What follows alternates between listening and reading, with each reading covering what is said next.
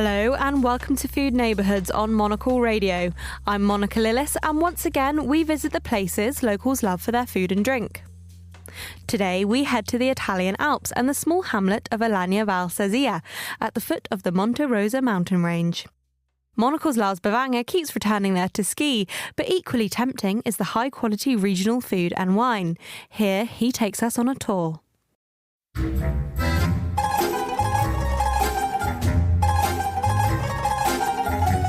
On my every return to Alagna Valsesia, I feel like I've been transported back in time. This village of around 400 people is still mainly made up of Valser-style stone and wood houses, using a building technique that has survived harsh Alpine winters since the 14th century. Locals have made a lot of effort to preserve as many of the original features of Alagna as possible, and it is, to this day, an Alpine architectonic jewel.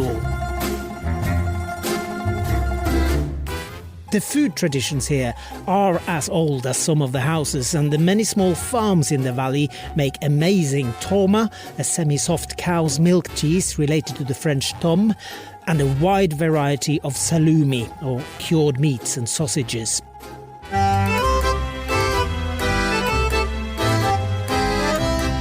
I start my day by wandering up the Via dei Valser, the cobbled main street, past the St. Giovanni Battista parish church from 1475, until I get to the Caischieri. At this cafe and restaurant I can pick up the perfect espresso with a homemade pastry on the side.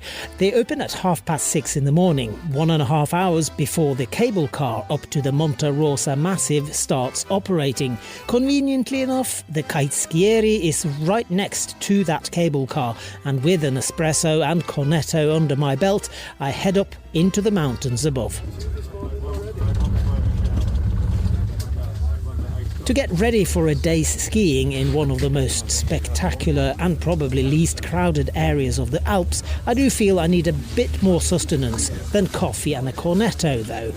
Luckily, as soon as you step out of the top gondola, you arrive in the Bar della Funiva, or the cable car bar. You're now just below 3,000 metres altitude, and I would highly recommend tucking into a panini with speck, cured meat and toma cheese on the big wooden terrace outside. The views are breathtaking.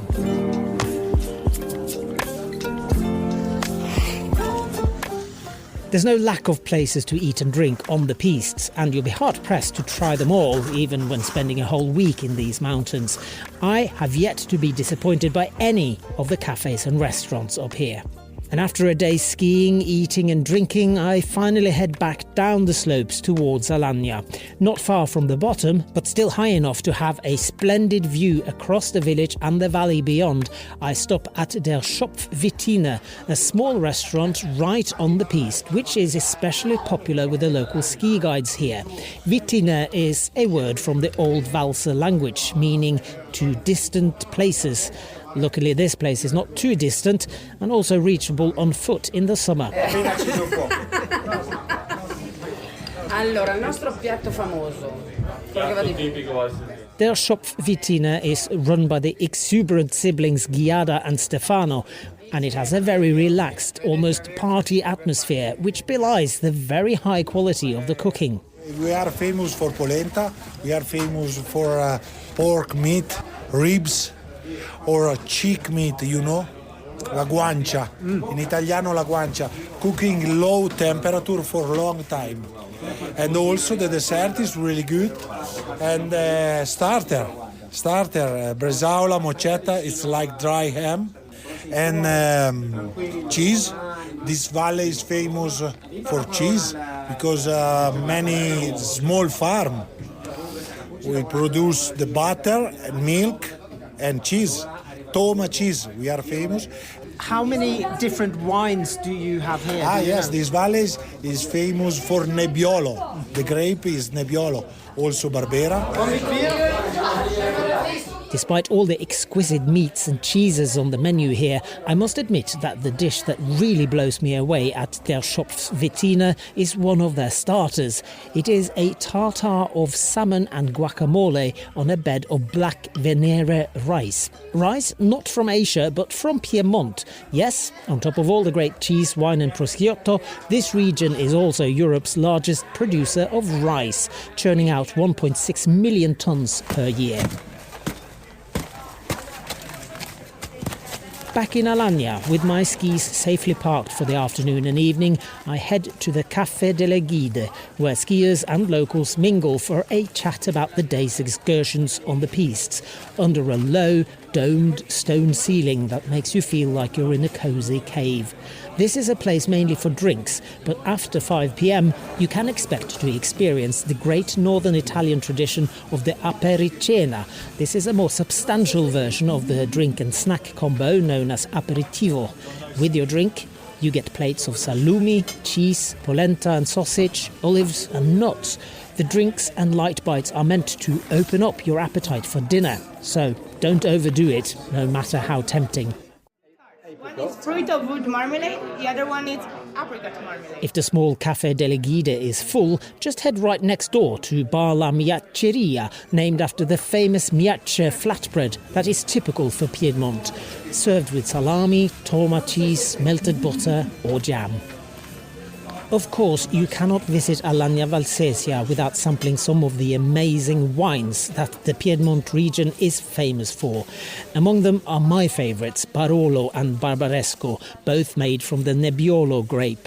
Fancy a sparkling white instead of a red? Asti Spumante is also a Piedmont local. For the best selection and excellent guidance, you must stop by Ambacca Wine Bar halfway down the main street and have a chat with Nicola.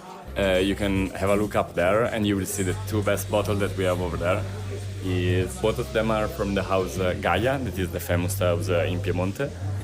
Those two should be a Barbaresco, but for the vintage, they are not Barbaresco. They are like closer to Barbaresco, but in those two vintage they had 95% Nebbiolo and 5% Barbera. They are fantastic. They are two of the best bottles I've ever tasted.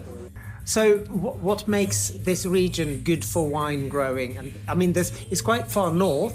Because in the summer you have like a good temperature. In the place where they make wine, they have a good exposure to the sun. And they have also, there used to be a volcano over there. So the volcano ground helped this a lot in the upper part.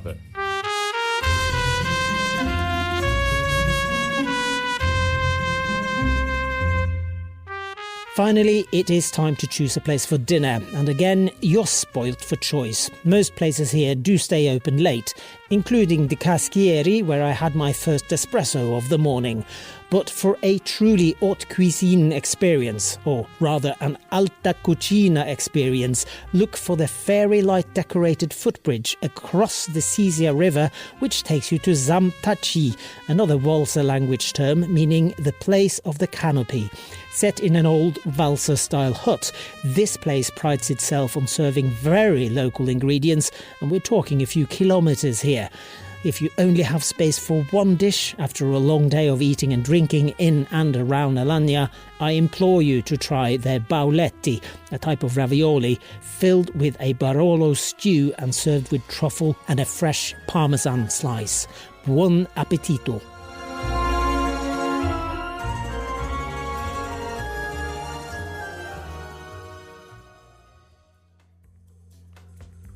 Food Neighbourhoods is a Monocle production from the team behind the menu. This episode was written and edited by Lars Bevanger. For more food and drink stories, tune into the menu every Friday at 2000 London time. I'm Monica Lillis. Thanks for listening.